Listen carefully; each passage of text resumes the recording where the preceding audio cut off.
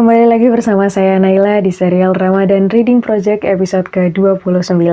Hari ini saya akan membacakan sebuah tulisan berjudul Alat Pendingin dan Pemanas karya M.H. Ainun Nadjib di dalam bukunya Surat kepada Kanjeng Nabi.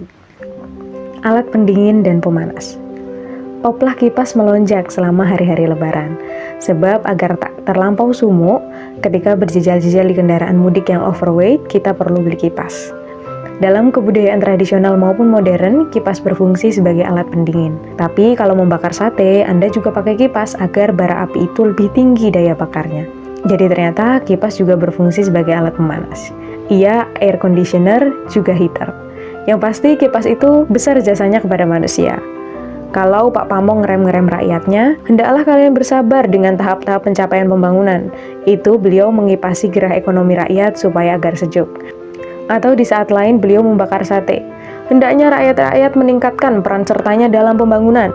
Itu upaya membakar semangat, memanaskan gairah pembangunan, dan menghangatkan progresi darah perjuangan untuk menyukseskan pelita-pelita. Seluruh komponen masyarakat, terutama para pemuka, sebisa mungkin menggerak-gerakkan pengipasan demi kemajuan pembangunan. Daya guna kipas nasional itu disupport oleh sistem dan metode kipas yang lain. Media massa ikut mengipasi pemanasan semangat atau terkadang pendinginan psikologis dari sesak sosial ekonomi atau pengap sosial politik. Para mubalik, ulama, pastor, khutbah-khutbah, pidato, pengajian, seminar, atau omong sehari-hari sesungguhnya merupakan mekanisme kipas mengipasi agar diperoleh kenyamanan atmosfer sosial. Dulu, Nabi Muhammad adalah seorang tukang kipas yang luar biasa.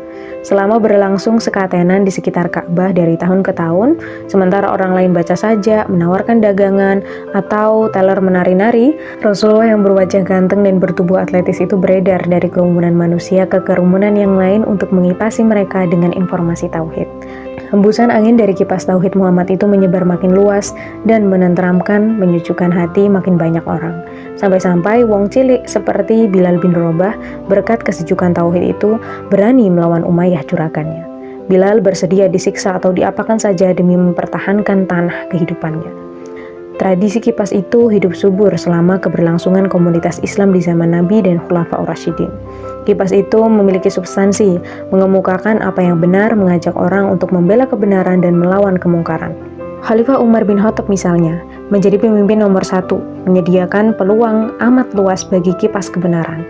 Beliau bersedia dikritik di depan umum, kapan saja dan di mana saja.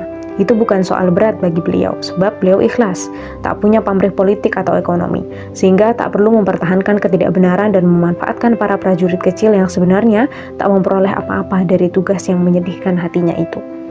Bagi Abu Jahal, yang namanya berarti bapak kebodohan, kipas Muhammad itu dilihat sebagai hasutan, padahal hasad yang merupakan akar kata hasud memiliki konotasi negatif.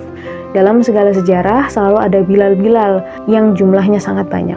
Di abad pertengahan Eropa banyak sekali Bilal di Afrika, Amerika Latin, Suriname, Rusia, Kerajaan Singosari dan Majapahit dan lain-lain.